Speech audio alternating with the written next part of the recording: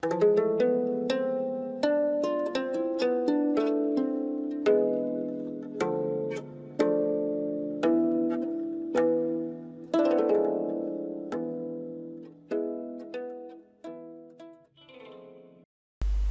selamat pagi, siang, sore, dan malam para pemirsa Osaka Jasapa.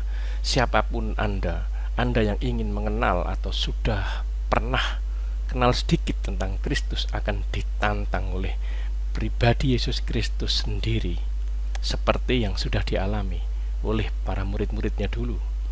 Ketika dia mengatakan dia adalah Mesias yang dijanjikan itu, maka semua murid-muridnya, bahkan seluruh Israel saat itu, salah paham. Mereka salah paham.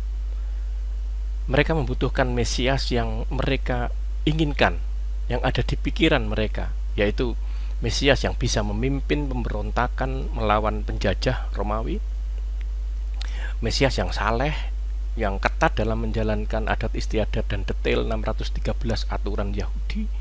Tetapi kenyataannya, orang ini, Yesus dari Nazaret ini, yang mengajar banyak orang ini, yang membuat mujizat banyak di banyak tempat ini, ternyata orang ini suka melanggar hukum Sabat, apapun dalihnya.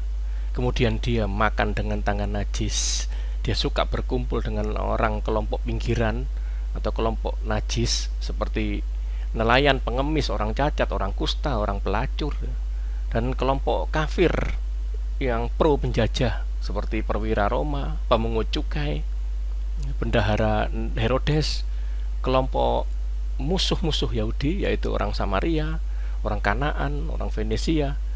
Seperti itu yang dia sering berkumpul dan sangat sering menyindir kaum imam dan kaum ulama resmi. Dia suka mengklaim diri berkuasa mengampuni dosa, ya. Kemudian dia mengklaim diri Mesias yang berasal dari Allah yang dijanjikan di dalam kitab Taurat dan kitab para nabi. Dia Mesias yang berkuasa atas hari Sabat. Dia mengklaim sebelum Abraham jadi, dia sudah ada. Dirinya adalah Alfa dan Omega, yang awal dan yang akhir, tidak dikuasai oleh waktu. Dia yang berkata, robohkan bait Allah ini dan aku akan membangunnya dalam 3 hari. Nah, siapapun orangnya saat itu yang menyaksikan pola dan kelakuan yang seperti ini, tentu mereka akan merasa kecewa karena mereka melihat Mesias yang tidak seperti yang mereka harapkan.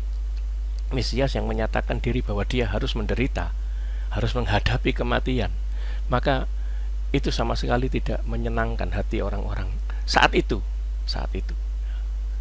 Nah, tentu mereka akan menjauhi dan mencap dia sebagai orang yang menghujat Allah, ya, dengan mengatakan mengampuni dosa dan seterusnya. Setuju. Pasti orang-orang itu, untuk orang ini harus dihukum mati, dilempari batu saat itu, yang hukuman yang umum dilakukan untuk para penghujat Allah, ya. Itulah yang dialami oleh setiap orang yang sudah punya patron pikiran serta impian, ya, tentang Tuhan yang ideal menurut pikirannya sendiri. Nah,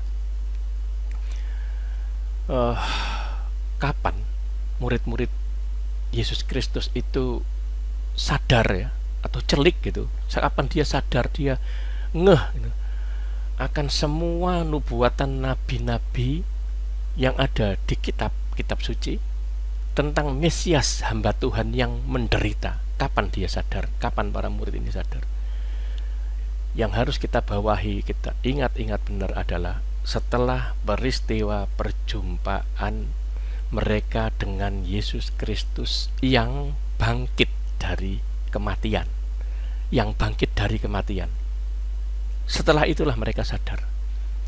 Jadi kekristenan itu, saudara, berdiri di atas landasan atau pondamen, ya, atau dasar, pondasi apa? Yaitu karya hidup Yesus Kristus, penderitaan Yesus Kristus, kematian dan kebangkitan Yesus Kristus. Disitulah kekristenan itu berdiri.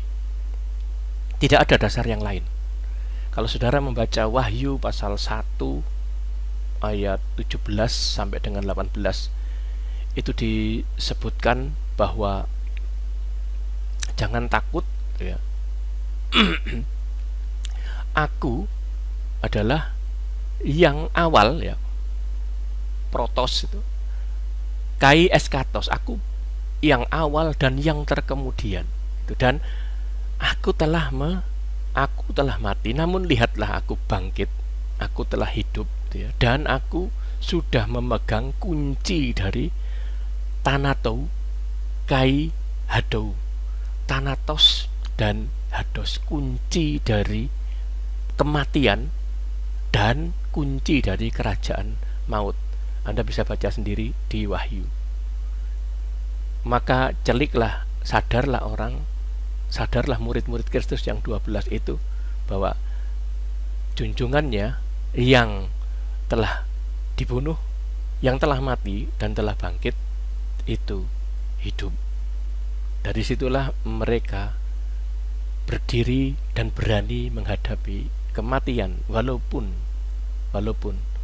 dia dipaksa dengan aniaya yang keras. Dia memilih untuk terus bertahan sebab mereka melihat sendiri Tuhannya yang hidup. Tuhan memberkati.